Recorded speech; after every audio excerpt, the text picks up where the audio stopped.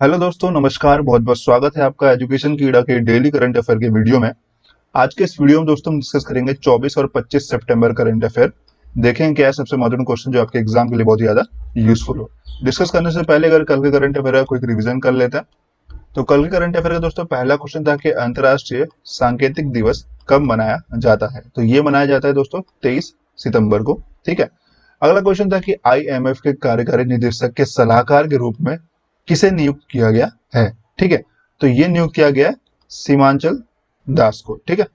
अगला क्वेश्चन था दोस्तों कि आसलता वबगांवकर जिनका निधन हो गया है हाल ही में, उनका वो किस प्रोफेशन से बिलोंग करते थे। तो वो एक एक्ट्रेस यानी कि एक अभिनेत्री थी। ठीक है। अगला क्वेश्चन था कि दोस्तों विख्यात टेनिस खिलाड़ी और पूर्व क्रिकेटर खिलाड़ी, ठीक है, एस्ले बॉर्टी ने ब्रुक वाटर गोल्फ क्लब महिला चैंपियनशिप जीता है और वो किस देश के खिलाड़ी हैं। ठीक है। तो वो दोस्तों है ऑस्ट्रेलिया के। ठीक है। अगला क्वेश्चन था कि गूगल पे ने किस कंपनी के साथ टोकन के साथ कार्ड आधारित भुगतान जो है वो लॉन्च किया है। तो ये दोस्तों वीजा के साथ गूगल पे ने पार्टनरशिप किया हुआ है। ठीक है। और अगला क्वेश्चन था कि निम्नलिखित में से किसे हाल ही में माली के अंतरिम राष्ट्रपति के रूप में नियुक्त किया गया है। तो वो है बा नडावा। ठीक है। अगला क्वेश्चन था कि निम्नलिखित में से किसे बैंक ने अपने ग्राहकों को विभिन्न प्रकार के बीमा उत्पादों को प्रदान करने के लिए एचडीएफसी लाइफ के साथ जो है कॉर्पोरेट एजेंसी व्यवस्था यानी कि साझेदारी में प्रवेश किया है। तो ये है दोस्तों यस बैंक। ठीक है। और आखिरी क्वेश्चन था कि भारतीय नौसेना यानी कि इंडियन नेवी ने पूर्व हिंद महासागर में किसके साथ एक मार्ग अभ्यास जिसका नाम पेजेक्स है शुरू किया है। तो ये दोस्तों है रॉयल ऑस्ट्रेलियन नेवी के साथ। ठीक है। तो भारतीय नेवी, ठीक है ना, Indian navy and royal Australian navy जो है पूर्वी हिंदी महासागर पे एक अभ्यास कर रहा है जिसका नाम जो है पेजेंस है। ठीक है दोस्तों, आगे बढ़ते हैं, बात करते हैं आज के करंट अफेयर के पहले प्रश्न की। तो पहला प्रश्न है कि विश्व समुद्र दिवस कब मनाया जाता है। ठीक है। When is world martyrs day celebrated. ठीक है। तो ये दोस्तों किया जाता है 24 सितंबर को। ठीक है। विश्व समुद्र दिवस जो है वो 2020 को 24 दिसंबर को एक ऑनलाइन कार्यक्रम के रूप में विश्व स्तर पर मनाया जाता है। ठीक है। विश्व समुद्र दिवस जो है मनाने के लिए कोई सही तारीख जो है व्यक्तिगत सरकारों पर छोड़ी दी जाती है, लेकिन आमतौर पर जो है वो सितंबर के अंतिम सप्ताह के दौरान ही मनाया जाता है। ठीक है। तो 2020 में जो है यह दिवस 24 सितंबर को मनाया जा रहा है। ठीक है। क्योंकि इसका कोई फिक्स डेट नहीं है, इसे बेसिकली जो है थर्ड मतलब लास्ट वीक ऑफ सितंबर मंथ जो है मनाया जाता है। ठीक है। विश्व समुद्र दिवस 2020 का जो विषय है वो है एक स्थायी ग्रह के लिए सतत शिपिंग। ठीक है। जो संयुक्त राष्ट्र के सतत विकास लक्ष्यों, ठीक है, बारे में जागरूकता बढ़ाने और अंतर्राष्ट्रीय समुद्र संगठन, ठीक है, को काम दिखाने के लिए उत्कृष्ट अवसर प्रदान करता है। इसके सदस्य राज्य जो है लक्ष्य प्राप्त करने के लिए उपक्रम कर रहे हैं। बात करते हैं कुछ उपयोगी नोट्स की। तो अंतर्राष्ट्रीय समुद्री संगठन मुख्यालय का जो स्थान है जहां पे स्थित है वो लंदन यूनाइटेड किंगडम में स्थित है। ठीक है। इसकी स्थापना हुई थी 17 मार्च 1948 को। ठीक है। और अंतर्राष्ट्रीय समुद्री संगठन के महासचिव है कीटैक ली। अगला प्रश्न है कि दोस्तों कि निम्नलिखित में से कौन बोगेनविल के राष्ट्रपति के रूप में चुने गए हैं। तो ये चुने गए हैं इस्माइल तुरामा ने। ठीक है। तो पूर्व विद्रोही सैन्य कमांडर जो है इस्माइल तुरामा को पापुआ न्यू गिनी के एक संयुक्त स्वायत्त क्षेत्र, ठीक है, जो कि जिसका नाम जो है बुगवेनिल के अध्यक्ष के रूप में नियुक्त किया गया यानी चुना गया है। ठीक है। नवंबर 2019 में पापुआ न्यू गिनी में अलग होने के लिए बोगवेनविल में भारी मतदान के बाद जो ये पहला जो है आम चुनाव था। ठीक है। बोगवेनविल जो है दक्षिण प्रशांत में एक खनिज युक्त और हरे भरे द्वीपों का एक समूह है। बात करते हैं कुछ उपयोगी नोट्स की। तो यहाँ की राजधानी जो है वो बुका द्वीप है और यहाँ की जो मुद्रा है वो पीएनजी कीना है। ठीक है दोस्तों, आगे बढ़ते हैं अगले प्रश्न की तरफ। अगला प्रश्न है कि यूएनसीटीएडी द्वारा 2020 के लिए भारत का जो अनुमानित जीडीपी विकास दर है वो क्या बताया गया है। ठीक है।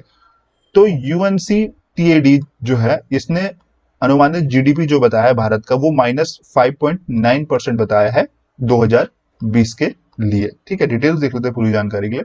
तो व्यापार और विकास पर संयुक्त राष्ट्र सम्मेलन यानी कि यूएनसीटीएडी ने अंदाजा किया है कि भारत की जो जीडीपी जो है वर्ष 2020 में 5.9 तक अनुबंध करेगी। ठीक है। वर्ष 2021 के लिए जो है भारतीय अर्थव्यवस्था को 3.9 से बढ़ने की परियोजना करता है। और बात करें प्रेक्षण इसके व्यापार और विकास रिपोर्ट की 2020 में किया गया था। ठीक है। कुछ उपयोगी नोट्स की बात करते हैं तो यूएनसीटीएडी का जो मुख्यालय है वो जिनेवा स्विट्जरलैंड में है, ठीक है, और इसके हेड जो है उसका नाम है मुखिसा कितोई, ठीक है, और इसकी जो स्थापना हुई थी वो हुई थी 30 दिसंबर 1964 में, ठीक है। आगे बढ़ते हैं अगले प्रश्न की तरफ। अगला प्रश्न है कि पीएमसी बैंक के नए प्रशासक के रूप में किसे नियुक्त किया गया है, ठीक है, who has been appointed as the new administrator of PMC bank. तो दोस्तों ये किया गया है एके दीक्षित को, ठीक है, अवधेश कुमार दीक्षित जो है इनका पूरा नाम है। तो भारतीय रिजर्व बैंक आरबीआई ने एके दीक्षित यूनियन जो कि पूर्व जो है यूनियन बैंक ऑफ इंडिया में पूर्व महाप्रबंधक थे को पंजाब और महाराष्ट्र सहकारी यानी पीएमसी बैंक का जो नया प्रशासक जो है नियुक्त किया है, ठीक है। उन्होंने जेबी भोरिया का स्थान लिया है जिन्होंने स्वास्थ्य के कारणों से बैंक से प्रशासक के रूप में अपनी जो भूमिका से जो है नीचे कदम किया है, ठीक है। सितंबर 2019 में आरबीआई ने पीएमसी बैंक में धोखाधड़ी और वित्तीय अनियमितताओं के कारण जो पीएमसी बैंक के बोर्ड को अलग कर दिया था, ठीक है। बात करते हैं उपयोगी नोट्स की। तो पीएमसी बैंक की स्थापना 1984 में हुई थी और पीएमसी बैंक का जो मुख्यालय है वो मुंबई महाराष्ट्र में है, ठीक है। बात करते हैं अगले प्रश्न की दोस्तों। अगला प्रश्न है कि निम्नलिखित में से किसे टाइम्स पत्रिका द्वारा 2020 के 100 सबसे प्रभावशाली लोगों के रूप में सूचीबद्ध किया गया है, ठीक है। Who among the following is listed as the 100 most influential people of 2020 by the Time magazine, ठीक है। तो दोस्तों ये किया गया है नरेंद्र मोदी जी को, ठीक है। तो पीएम मोदी जी जो है इसे टाइम्स पत्रिका के हिसाब अनुसार जो है 100 सबसे प्रभावशाली लोगों में रखा गया है, ठीक है। भारत के प्रधानमंत्री नरेंद्र मोदी जो है इस सूची में एकमात्र जो है राजनेता है, ठीक है। 2014 से सत्ता में आने के बाद उन्हें चौथी बार जो है वो नामित किया गया है, ठीक है दोस्तों। आगे बढ़ते हैं अगले प्रश्न की तरफ। अगला प्रश्न है कि संयुक्त राष्ट्र पर्यावरण कार्यक्रम यानी कि यूएनईपी द्वारा भारत के लिए क्षेत्रीय राजदूत के रूप में किसे नियुक्त किया गया है, ठीक है। Who has been appointed as the regional ambassador for India by the United Nation Environment Programme यानी कि यूएनईपी, ठीक है। तो दोस्तों ये किया गया है खुशी चिंदालिया को, ठीक है। तो संयुक्त राष्ट्र पर्यावरण कार्यक्रम यूएनईपी, ठीक है, टुंजा इको जनरेशन द्वारा 17 वर्षीय एक लड़की जिसका नाम जो है खुशी चिंदालिया को भारत के लिए क्षेत्रीय राजदूत के रूप में नियुक्त किया गया है, ठीक है। अपनी नई भूमिका से खुशी जलवायु परिवर्तन और पर्यावरण संरक्षण के महत्व और पर्यावरण के खजानों की सुरक्षा के बारे में जागरूकता बढ़ाएंगे, ठीक है। वह 2 फरवरी 2021 तक विभिन्न पर्यावरण जागरूकता कार्यक्रमों पर टीज के साथ जो है काम करेंगे, ठीक है। बात करते हैं कुछ उपयोगी नोट्स की। तो यूएनईपी का जो मुख्यालय है वो नोरेबा केनिया में, ठीक है, और जो इसका हेड है वो इंगर एंडरसन उनका नाम है, ठीक है। और यूएनईपी की जो स्थापना हुई थी वो हुई थी 5 जून सन 1972 को, ठीक है दोस्तों। बात करते हैं अगले प्रश्न की। अगला प्रश्न है कि डीआरडीओ ने अभ्यास का जो सफल उड़ान परीक्षण जो है किया है जो उड़ीसा के अंतरिम टेस्ट रेंज, ठीक है, से एक high speed expendable aerial target है, ठीक है। तो वो मतलब कहां से परीक्षण किया गया है वो आपको बताना है, ठीक है। DRDO has conducted successfully flight test of Abhyas a high speed expendable aerial target from the interim test range किस जगह से, जो कि उड़ीसा में स्थित है। तो ये दोस्तों किया गया बालासोर से, बालासोर उड़ीसा से इसका जो परीक्षण किया गया है, ठीक है। तो रक्षा अनुसंधान और विकास संगठन यानी डीआरडीओ के ने उड़ीसा के इंटरसिम टेस्ट रेंज बालासोर से अभ्यास एक high speed expendable aerial target hit का जो सफल उड़ान परीक्षण जो है वो किया है। अभ्यास का जो उपयोग है वो विभिन्न मिसाइल प्रणालियों के मूल्यांकन के लिए एक लक्ष्य के रूप में किया जा सकता है, ठीक है।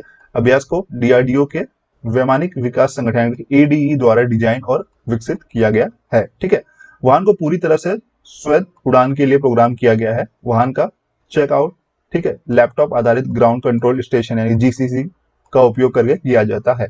तो बेसिकली दोस्तों ये जो अभ्यास है ये बेसिकली एक तरीके से ड्रोन की तरह काम करता है, ठीक है, जिसमें जो है एक सिस्टम के थ्रू इसे कंट्रोल किया जाता है जो पूरा का पूरा ड्रोन का काम करता है, ठीक है। बात करते हैं डीआरडीओ के अध्यक्ष के रूप में। तो डीआरडीओ का अध्यक्ष जो है वो डॉक्टर जी सतीश रेड्डी है और डीआरडीओ का जो मुख्यालय है वो नई दिल्ली में, ठीक है। अब चूंकि बात हुई उड़ीसा की दोस्तों, तो उड़ीसा की डिटेल भी डिस्कस कर लेते हैं एक बार। उड़ीसा की जो राजधानी है वो भुवनेश्वर है, ठीक है। उड़ीसा का जो मुख्यमंत्री है वो नवीन पटनायक है, ठीक है। यहाँ के राज्यपाल हैं प्रोफेसर गणेशी लाल, ठीक है। लोकसभा की सीटें यहाँ पे 21, राज्यसभा की सीटें यहाँ पे 10 और विधानसभा की सीटें यहाँ पे 147, ठीक है। ये कुछ प्रमुख राष्ट्रीय उद्यान हैं और प्रमुख बांधे हैं जैसे कि हीराकुंड बांध जो कि महानदी में स्थित है और इंद्रावती बांध जो कि इंद्रावती नदी में स्थित है। ये बहुत ही इंपॉर्टेंट डिटेल्स है दोस्तों जो आपके एग्जाम के लिए काम आएगी। ठीक है, आगे बढ़ते हैं, बात करते हैं अगले प्रश्न की। अगला प्रश्न है कि पूर्व क्रिकेटर डीन जोन्स जिनका हाल ही में निधन हो गया है वो किस देश के क्रिकेट खेलते थे, मतलब किस देश से क्रिकेट खेलते थे। ठीक है, former cricketer Dean Jones who recently passed away who play cricket from which country. ठीक है, तो वो खेलते थे दोस्तों ऑस्ट्रेलिया के तरफ से। ठीक है, एक ऑस्ट्रेलियाई खिलाड़ी थे वो जिनका हाल ही में निधन हुआ है। तो पूर्व ऑस्ट्रेलियाई खिलाड़ी और प्रसिद्ध टिप्पणीकार, ठीक है, डीन जोन्स का जो है निधन हो गया है। ठीक है, इनका जो निधन हुआ है दोस्तों वो कार्डियक अरेस्ट की वजह से हुआ है। ठीक है, उन्होंने 1984 में वेस्ट इंडीज में एक टेस्ट मैच में ऑस्ट्रेलिया के लिए जो अपनी शुरुआत की थी। ठीक है, उन्होंने कमेंट्री में शामिल होने से पहले 1984 से 1994 के बीच जो है ऑस्ट्रेलिया के लिए 52 टेस्ट और 164 वनडे खेले और उन्होंने लगभग 9,500 अंतरराष्ट्रीय रन बनाए हैं। ठीक है, कंबाइन 52 टेस्ट एंड 164 वनडे को मिलाकर उन्होंने 9,500 इंटरनेशनल रन बनाए थे। ठीक है, तो दोस्तों आज के इस वीडियो में बस इतना ही। वीडियो पसंद आई होगी दोस्तों तो लाइक जरूर करिएगा। ठीक है, वीडियो को शेयर करना मत भूलिएगा दोस्तों, और सबसे इंपॉर्टेंट जो है चैनल को सब्सक्राइब करना मत भूलिएगा ताकि आपको ऐसी वीडियो हर दिन मिल सके। अब मिलते हैं दोस्तों आपसे कल के वीडियो में, तब तक नमस्कार, धन्यवाद, जय हिंद, जय भारत।